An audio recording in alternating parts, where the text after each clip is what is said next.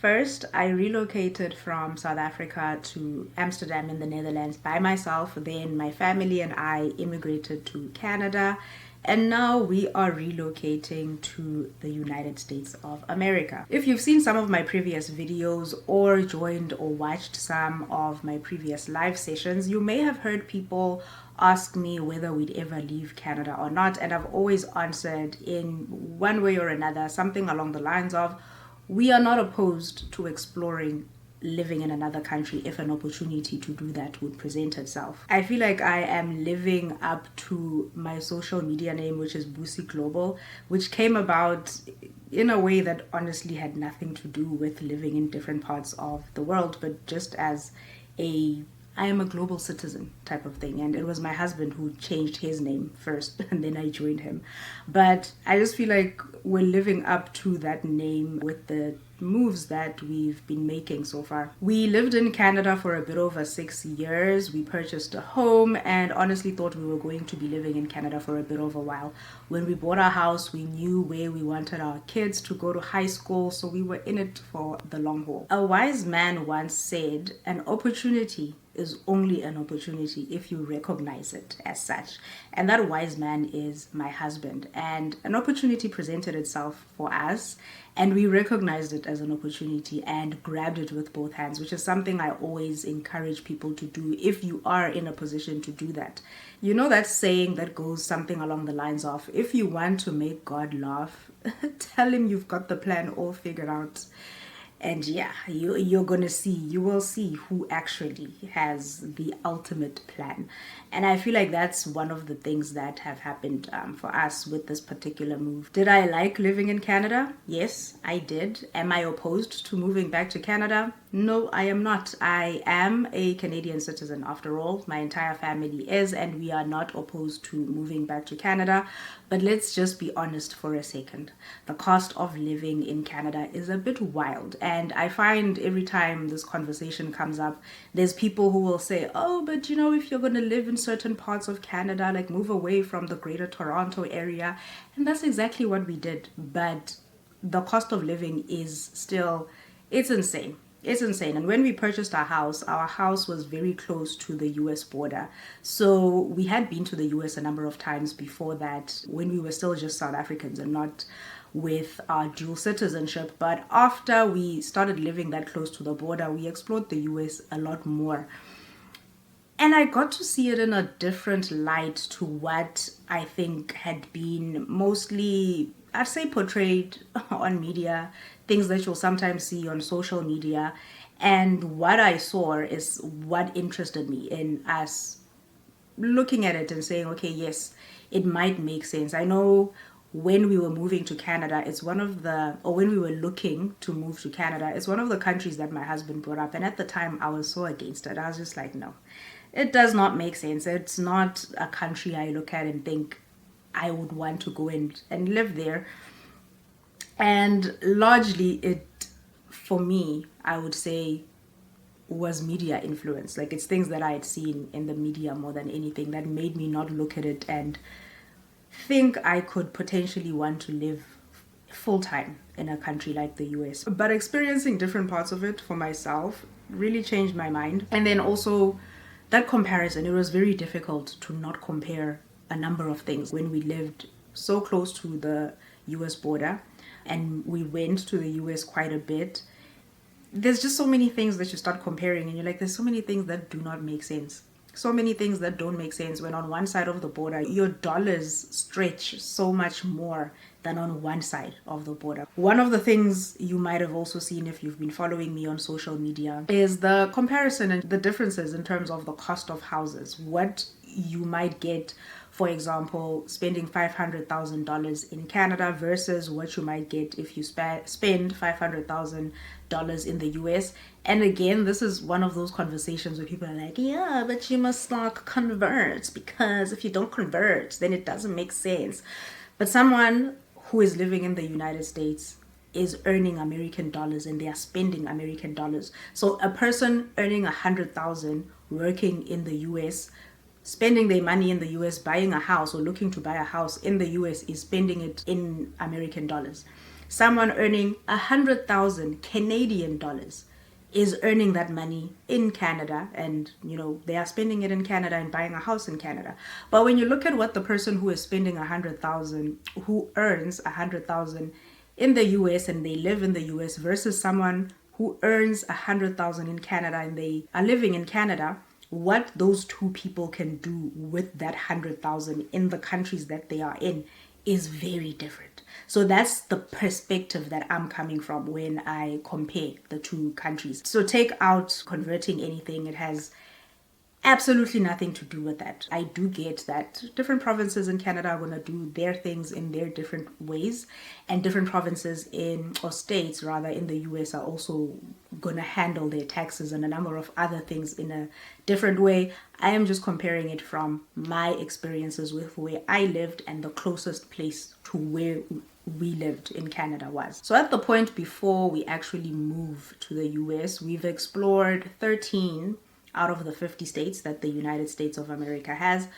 with countless towns, countless cities that we've seen within those states, because we like seeing different parts of a place just to get a feel of what that place looks like. So we might go to a place and then go back, and every time we go back we're trying to explore a different part of that state. And we did that exploration just to try and find a place that we thought could potentially be somewhere we would want to see ourselves long term, and there were a number of places that made a lot of sense. And just as a side note, we stopped doing town tours. We used to do that at some point when people asked to see more of the outside of Canada. And the reason why we stopped was just from a resource perspective, it wasn't making sense. It just did not make sense. It took a lot more out of us to make those town tours. Another big part of it that made it not make sense the most for me was when people would ask for very specific things, like, can you go to this particular town or this city and show this particular area with maybe schools or whatever the thing was that they were interested in seeing, because maybe they wanted to move to that place and they were trying to do more research on it. But when you ask people to put their money where their mouth is, it's like crickets. That trend that is with the, what's the song? Scooter Baba, and then it goes doosh, doosh, doosh. That's how people go. It's just you never hear from them again. So I looked at the whole thing. I'm like, bruh, it takes more than one person to record these town tours. I am taking up a lot of time, like, from my husband, because he is so supportive, and I am so grateful. I know you're going to watch this video, Tummy Wami. Thank you very much for your support on every single crazy idea sometimes that I think I may have. Like, some of the things that I want to pursue and try, there are a lot, but you're so supportive and I really do appreciate that. So thank you. But with the town tours, I was just like, this thing is not making sense. Like, especially when the people that I'm trying to share this with, when they're like, oh, can you go here? What do y'all think I'm going to all these places with? There's so many moving parts to it. And then there's the planning as well. Because if we're going to a place to see it for ourselves, my planning is a lot different from when I'm trying to record a video. And this came when I started doing the town tours and realized that when we're driving by ourselves, it's not like I'm trying to capture specific things that would make sense for someone maybe who wants to move to a place and they want to see those things. But what I found was I would plot out different places and things that I wanted us to show in a video. And because in the beginning I wasn't plotting out the route, for example, you start here, you go there, and then the next thing, because we don't know this town, right? We don't know the city. We don't know where anything is. But now the next location that you need to go and record is just here. Now I'm like, we could have gone from here to there, to there, to there, and then maybe go home, right? That also took time, just plotting out that whole thing. And yeah, it was just too many resources that went into it. And when I realized that it's not something people look at and see the value in what we were doing, comparing it to the effort and the resources that we were using, because whether we want to admit it or not, it costs money and it takes resources and time and effort to go through all of these things. So when I looked at all of that, I was like, no, it does not make sense. We are people who still go and explore different places. I'm just not adding that overhead of recording or trying to record those places. So I thought I would just mention that in case someone says maybe, hey, can we see tours of the places? Like it's not something that has made sense for me. So I'm not going to be doing that. I like giving practical tips when I share my experiences with certain things. And I just want to preface this with saying I am not an immigration consultant and I do not have any immigration advice to share. So please don't send me an email asking me for immigration advice. I don't have it. Please contact an immigration lawyer or a consultant who can look at your unique case and then give you advice based on what could potentially make the most sense for you. I'm sharing information for educational purposes only based on my experiences along with my family, having lived in 3 different countries outside of the country that I was born in. If you want to move to another country, here are 3 tips that I think you should keep in mind. Number 1 is to familiarize yourself with the programs that are available in the different countries that you're interested in moving to. So if you look at all of the countries around the world and you see 3 of them and you think, I would not mind going to live in these 3 countries based on whatever your reasoning is, familiarize yourself with all of the programs that exist in that country for people who want to either immigrate or temporarily move to that country. What do you still need? Which ones do you qualify for right now? Which ones are you close maybe to qualifying for? And you might just need one little extra thing. Let me not say little, but you might need something to be a perfect match for that program. So that's one of the first things that I highly recommend. If you don't know where to start, that's where you start. Where do you want to move? Figure that out.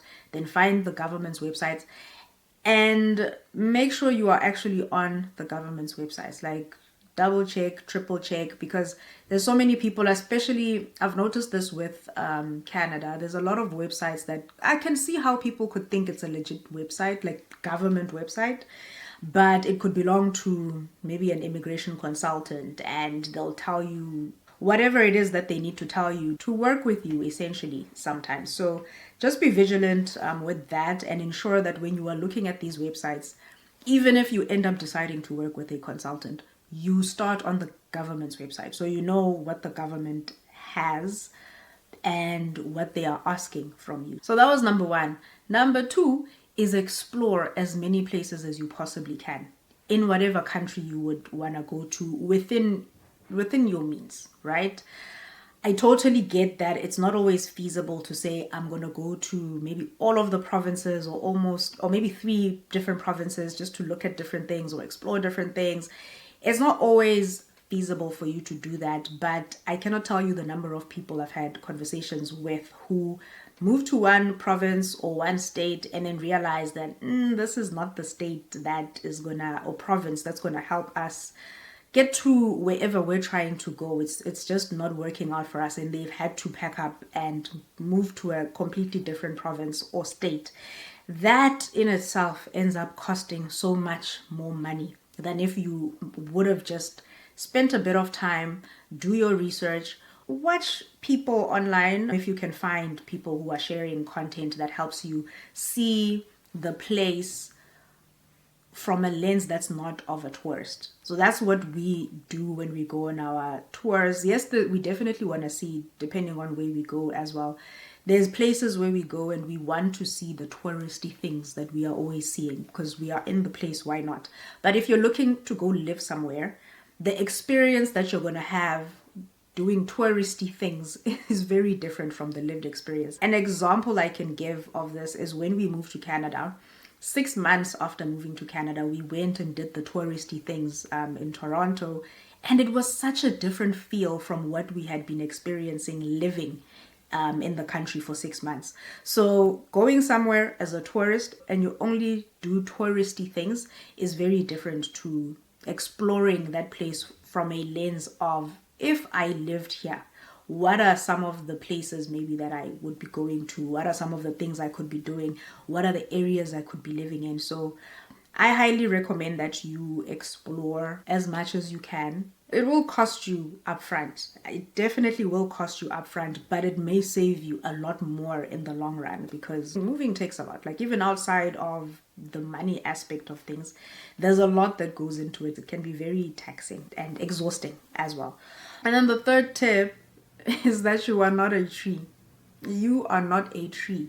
Move if you need to. If you're looking around and you're like, okay, I think it may be time for me to move, or something in the space that I'm in maybe is not quite working, and you're not a tree. You are not a tree. Move if you need to. Change is the only constant in life. Embrace it. And that brings me to another change that I have been excited about in my life, which is a pivot from a career perspective into cybersecurity. I've worked in tech for over 10 years, and I've recently been pivoting into cybersecurity, and I'm going to be talking about it a lot more on the channel. I am going to bring you along on my journey and share practical tips that can help you keep your data safe. I've been working on a number of exciting things in the cybersecurity space, and I am looking forward to sharing all of that with you in future videos. If you'd like to ask me anything about something you've seen me chat about, you can book and ask me anything in the link in the description if it's there. If it's not, then I probably am not currently having Ask Me Anything sessions. But if there is a link there for an Ask Me Anything, you are free to book a chat with me. If you like what you're hearing, hit that like button and subscribe to the channel. Share this video as well with someone, so you let the algorithm gods know that you want them to send more of my videos your way. My name is Busi, and I will see you on the next video. The way I haven't said that in so long, that felt nice. I will see you in the next video. Okay. Thank you for watching. Oh, and another thing, yeah, my hair is cut. I don't even know which part of the video I'm going to be putting this in, because it's not about my hair. But in case you were wondering, I had wanted to cut my hair for... It had been a while before I actually got to this point. And then I started seeing micro locks. They're doing the rounds and they're looking very nice on the girls. So I looked at the micro locks. I thought, very beautiful. I would absolutely love this, because I had locks, like the dreadlocks, the normal sized locks, whatever normal looks like, but I had locks at some point, and I thought I really loved having that kind of hair. It wasn't really locking on its own, so maybe the micro locks might lock. But before I go and spend money and time doing all of that, I just thought, let me satisfy this urge that I've been feeling of cutting my hair. And when I've cut it twice, I'll start growing my hair, and then we can then take it from there. Maybe I'll get these micro locks. But I've been enjoying cutting my hair, so I've cut it more than 2 times now. It's been a while. So when I am tired, I guess, of chopping it off, then I'll get back to growing it again. So just in case you were wondering, because I've had a number of people ask, why did you cut your hair? It was just a feeling, like something that I wanted to do for so long, and I ended up doing it. So yeah, that's that.